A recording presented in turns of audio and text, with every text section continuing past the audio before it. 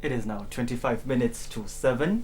Sizokumukele ke mbukeli kilo hlelo lethu kusile breakfast show bosolo ke uthola dona tindzaba tethu tilethelwa nguye samngelisiwe khoza kepha ke moving on with the show sesinabo baka cyber security group sinaye Nonduduzo Nhlabathi lotho khona ukuthi phela sichazele nje obasishito okucaleni ukuthi sisehlele emakhaya sisebenzisa wona lawo ma devices lawo ma digital devices lesinawo lahlukahlukene but kuncane kumbe lesikwatike ukuthi ngabe vele how do we take care of them but sesinayo Miss Nhlabathi lotho khona ukuthi phela asichazele kangcono. Miss Nhlabathi, welcome to the show.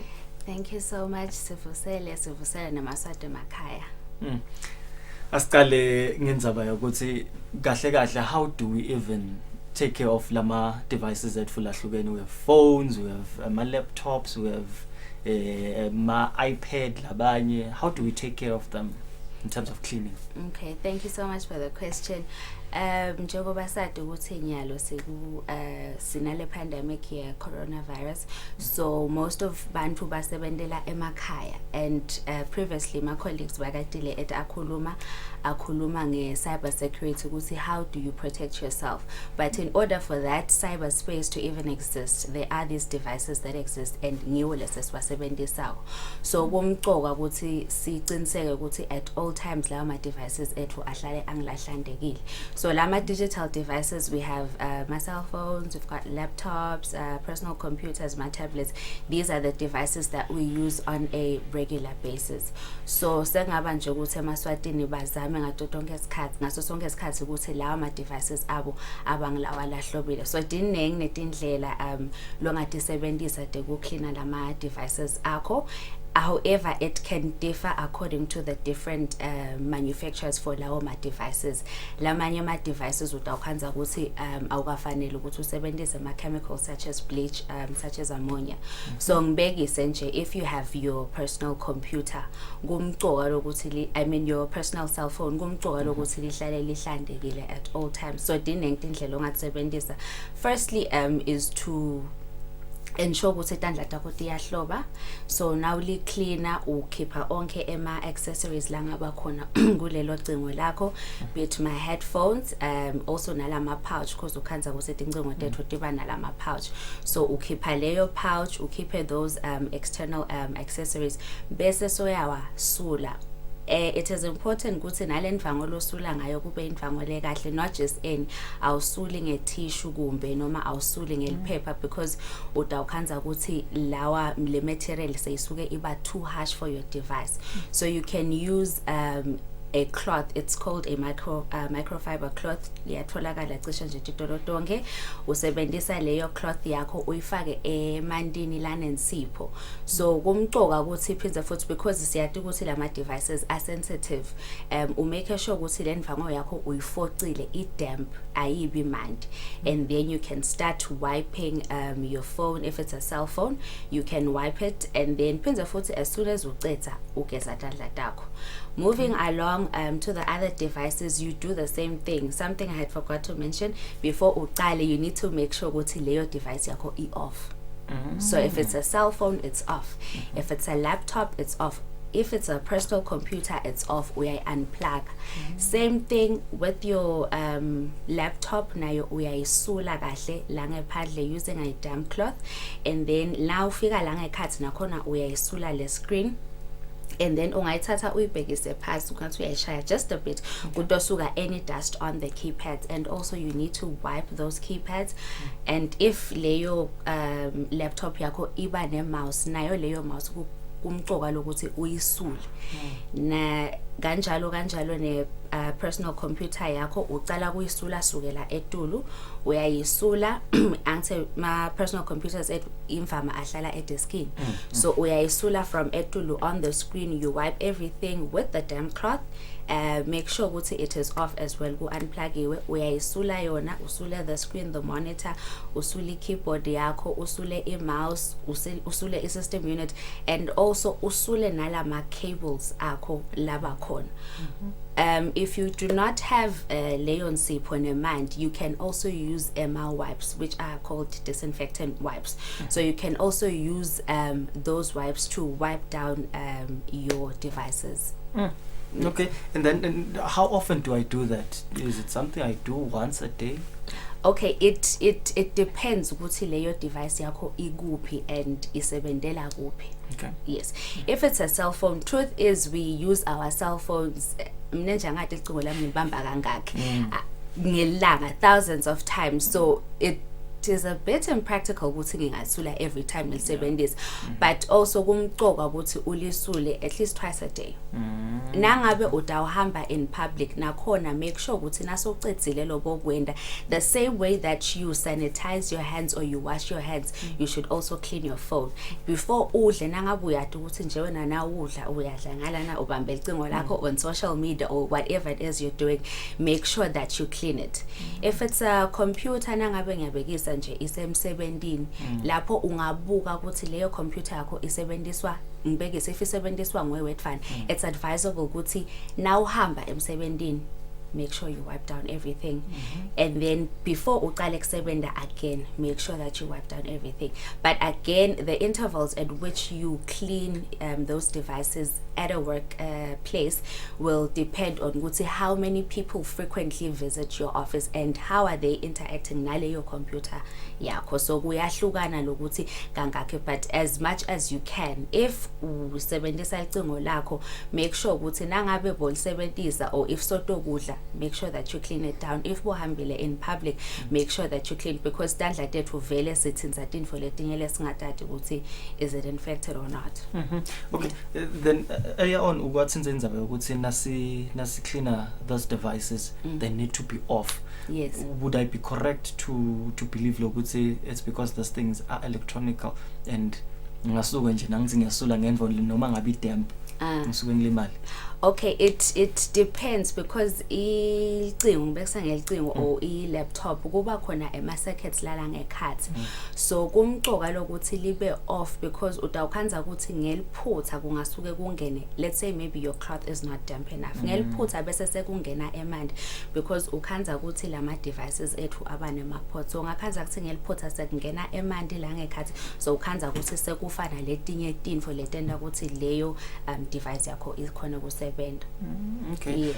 And then kulamalanga lesingathi kusebenda kakhulu lama office setshenziswa ama sanitizer. Khanza labanye bafutha amatincingo tabo ngama sanitizer, so lo sizama lokuthi sibambe nayo impilo phela. Kukahle noma kukapi? Okay, with using a sanitizer, you can use a damp cloth as I said, or you can use lama wipes. Nale sanitizer ungayisebenzisa, however there is a correct way for using the sanitizer. Okay. If you sprayer directly on the device, it is advisable that you do not spray the sanitizer directly on the device, because as I had mentioned ukhanza ukuthi lama devices ethu abanema ports, lekwetimbo ukhanza ukuthi ngile port yekufaka i-charger or yekufaka ema headset, so ungakhanza ukuthi while usprayer lamanti sekasuke angena la ngekhathi sekufa letinye tinto la ngekhathi. So the best way is also to ukuthi uthathe leyo sanitizer naleyo microfiber. It has to be microfiber, please. Ungasebenzisa tissue, ungasebenzisa iphepha, uspray le sanitizer on the microfiber cloth, and then songabe seke soya disinfector or soya clean.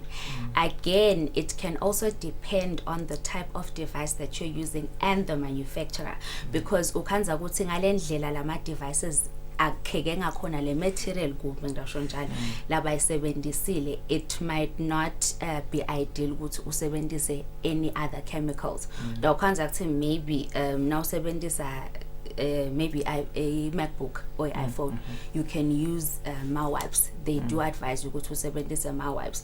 Nangisebenzisa mhlawumbe i-laptop i-Lenovo ngiyabekisa, that type of a laptop maybe they want you ukuthi usebenzise lensipho ima indvango yakho lene mandi le damp. Okay. Yes, so kuyahlukana, but nje do not spray sanitizer directly onto the device, but rather spray it on a cloth and then wipe your device with the sanitizer. Okay, ngikulalele you make emphasis ukuthi singabo noma umumfu losekhaya angasebenzisi kakhulu ngabe ithanda le tissue man lokuna Yes. maybe naletinye maybe impahla kumbe letinganawo yini kumbe lobungoti lapho bekusebenzisa lama tissue. Okay, lama tissue nalama phepha utawukhanza ukuthi bese sekalimata le device yakho utawukhanza ukuthi they call it abrasive material. So ukhanza ukuthi lelo phepha or leyo tissue ayikho soft enough, if I may say it like that. Utawukhanza kuthina so usula seyigcine seyiscratcha le device yakho. So it is not advisable, and sometimes utawukhanza kusina device yakho because uhlale uyisula nangale tissue itawucala sengathi seyicala kuwabanyana. So it is not advisable to use that. Yes. Okay, maybe before siphethe inkulumo yethu bantu njoba ushide ekucaleni ukuthi basebenzisa this devices bahlele emakhaya lo munye kumbune challenge ukuthi lesikhatsini lesiningi phile kufreezer nje lena yakhe le device yakhe kubangwa yini lokho angakucetha kanjani. Okay, so dinengi tinfo letingabangela ukuthi I device yakho ipholo ku freezer. Most of the times or imvama yesikhathi ukhanza ukuthi the device is freezing because of the software. Something is wrong with the software. So there are different things that can make your device ukuthi bese seyiqala ya freezer or so kuya crasha or seyiqala liba slow. One of them could be storage. Storage is imcoka kakhulu. Ukhanza ukuthi lesinye isikhathi lecingo lakho alisasebenzi kahle useliphele ku freezer because the storage is setulu, or lesinye isikhathi ukhanza ukuthi maybe lama applications lo wafakile leyo application ayihambelani nale operating system yakho lo isebenzisako. So those are some of the problems that can arise when those are some of the things that can cause licingo lakho ukuthi bese seliya freezer. Yes. Okay. No, asithembe ukuthi umbukeli so vile akade makhona lofuna kumshiya nalo in live because lo singakunota ngekusebenziswa kwema cell phones in particular. Kwanza umumvu uthatha I cell phone yakhe uhleli phasa ke ndilutho usebenzisa yona, uyahamba uye toilet uhamba ne cell phone yakhe busy on social media, uyaphuma hamba yokudla with the same cell phone uyena. Maybe the emphasis just 30 seconds, the emphasis on the importance of lokuthi isiphele nawo kuma restrooms siphinze sibiyele naphinze sesiyokudla without even cleaning them, clean just the hands. I'd say that kumcoka the same way that you clean your hands, as often as you clean your hands should be how you clean your phone. Nangabe ugeza tandla, because every time after you finish visiting the restroom you clean your phone, it is advisable, you clean your hands, sorry, it is advisable ukuthi nale device yakho uphinze uyiclean before udle uyuwashe tandla. Now uqeda kudla uwasha tandla, now maybe bochawula umuntu ubekise uwasha tandla. So the same way that you take care of your hands should be the same way that you take care of your phone, because le tincingo tethu Tincingo is one of those devices or one of those things that carry so much germs. So kumcoka lokuthi the same way lengiwasha ngakhona tandla tami ngimake sure ukuthi nalama devices ami hlobile ahlandekile. And also in that kule ndzaba ye storage bothite ukuthi what are the things that make phones. So kumcoka as well ukuthi unakisise lecingo lakho lingahlali ligcwele. Baye bathi it is advisable ukuthi if for instance the storage sakho there should be at least 15% while the storage sakho should be free. So if it's 1 gig you should have at least 150 megabytes which is free, because that can also slow down the performance, because ukhanza kuse seligcwele tincingo tethu nje ukhanza se ne music ne ditfombe kunani. So you can also find other ways in which you can save those things. You can back up those things, or you can find other mediums longa kusave ngakhona. And also now download lama applications lawo kufanele lokuthi ubuka ukuthi le application lena is it also compatible with the phone's operating system, because ukhanza ukuthi download i-application site kanti le operating system yakho lo soyisebenzisa seyisuke isemuva kanti le version yale application yakho seyisuke isembili. So those bese sekubanga leyo conflict ukuthi le icingo lakho eventually ligcine bese selislowisha seliba slow or selipholo ku freeze kanengi. And if you suspect, or if you see that your phone liya freezer or liphele kuba slow, one way you can do it is you just would report uya-restarta licingo lakho. So in that way ungakhanza ukuthi now le-restarta kuningi lokhu bese sekuyalunga. It's advisable that you should restart it at least every day if you can, if you can. Miss Labat, it's been a pleasure. Thank you. Loke benguye Nonduduzo Nhlabathi lobe lo sokhona ku cyber security group lobe kasitshela ke asi-advisor noma sichushisa ukuthi siwanakekela kanjani lawo ma devices leso sebenzisa kusemakhaya nangabulalele itissue ungayisebenzisi nawu clean licingo lakho funa impahla it's fiber microfiber yeah leto khona ukuthi isule without scratching sikhathi manje 10 to 7 sesizathola wona ema financials.